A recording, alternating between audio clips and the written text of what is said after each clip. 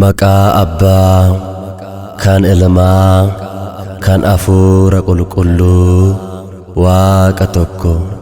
Amiin. Halleluuyaa. Waaqayyoon mana isaa keessatti galateeffadhaa. Sagalee fiinootiin galateeffadhaa. Baganaa maseenqoo fi kabaroon galateeffadhaa. Faaruu Daawit faaruu 150 lakkoofsa 1-6.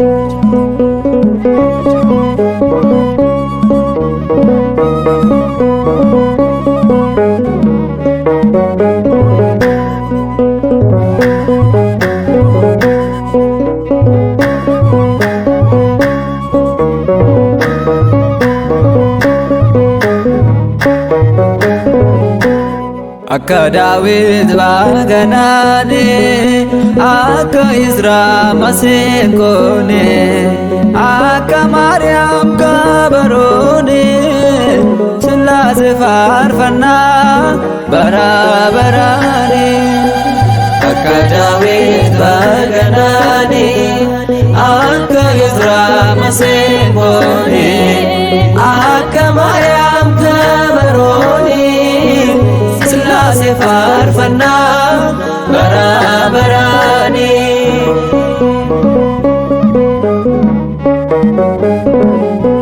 Suuraafel kiirubeelli jajatu, sodaaf hollannaan fuula isaa dhaabbatu. Uumamni hundumtuun galateeffannaa, kan isa fakkaatu eessatti arganna. Akka Daawit baganaane, akka Izraa maseenqoone, akka Maariyaam kabaroone, Sillaasee faarfannaa bara baraane.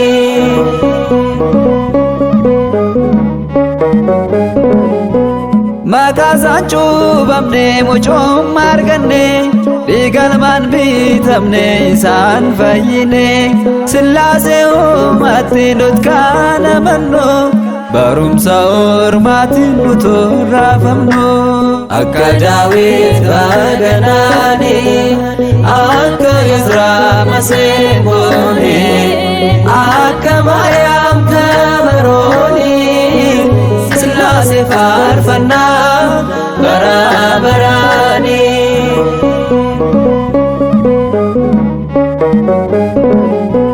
Halleluuyaa jennaa Sillaaseefi, nuumeera akka waaqessinuufi.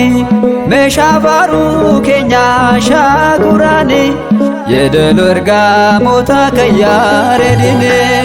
Akka Daawit baganaane, akka Izraa maseenqoone, akka Maariyaam kabaroone, Sillaasee faarfannaa bara baraane.